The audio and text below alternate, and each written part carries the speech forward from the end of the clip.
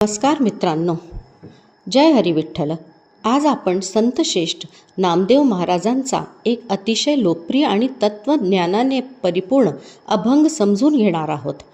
तीर्थ विठ्ठल क्षेत्र विठ्ठल हा अभंग फक्त भक्तिभाव व्यक्त करणारा नाही, तर भक्त आणि भगवंत यांच्यातील अद्वैत नात्याचा अनुभव पण देणारा आहे. तीर्थ विठ्ठल, क्षेत्र विठ्ठल, देव विठ्ठल, देवपूजा विठ्ठल. संत नामदेव म्हणतात, जगातील सर्व तीर्थक्षेत्रे पवित्र आहेत, पण त्या सर्वांचे सार म्हणजे विठ्ठल. देवही विठ्ठलच आहे आणि त्याची पूजा करण्यामागील भावही विठ्ठल आहे. जेव्हा भक्ती निष्काम होते तेव्हा पूजक, पूजा आणि पूज्य हे तिन्ही एकरूप होतात.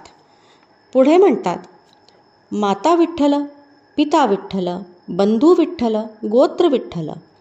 आईची माया, वडिलांचा आधार, भावाचे प्रेम आणि आपल्या अस्तित्वाची खरी ओळख हे सर्व विठ्ठलातच सामावलेले आहे. संसारातील प्रत्येक नाते क्षणभंगूर असू शकणे, पण देवाशी असलेले नाते शाश्वत असते. म्हणून नामदेव महाराज प्रत्येक नात्यात विठ्ठल पाहतात. गुरु विठ्ठल, गुरुदेवता विठ्ठल, निधान विठ्ठल, निरंतर विठ्ठल. जीवनाचा मार्ग दाखवणारा गुरुही विठ्ठलच आहे. खरे धन, खरी संपत्ती आणि मनशांती देणारा विठ्ठलच आहे. निरंतर विठ्ठल म्हणजे प्रत्येक श्वासात, प्रत्येक क्षणी, प्रत्येक अनुभवात विठ्ठलाचे अस्तित्व जाणवणे.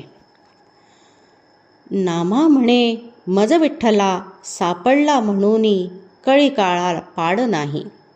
ही शेवटची ओळ अत्यंत गूढ आहे.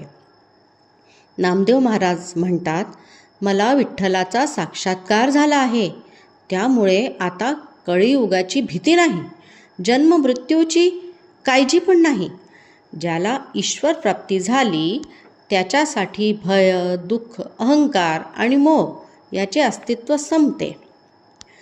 आज माणूस देवाला मंदिरात शोधतो, पण स्वतःच्या अंतःकरणात डोकावत नाही.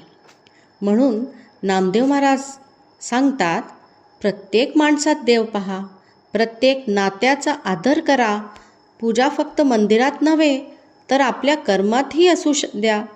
मन शुद्ध असेल तर प्रत्येक जागा पंढरपूर आहे, प्रत्येक क्षण एकादशी आहे. संत नामदेवांचा हा अभंग आपल्याला शिकवतो की विठ्ठल हा केवळ विटेवर उभा असलेला देव नाही, तो आपल्या विचारात, प्रेमात, सेवेत, करुणेत आणि प्रत्येक श्वासात आहे. चला, आपणही नामदेव महाराजांप्रमाणे प्रत्येक ठिकाणी विठ्ठलाचे दर्शन घेण्याचा प्रयत्न करूया.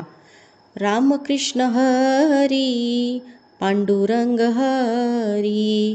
जय जय विठ्ठल, जय जय विठ्ठल.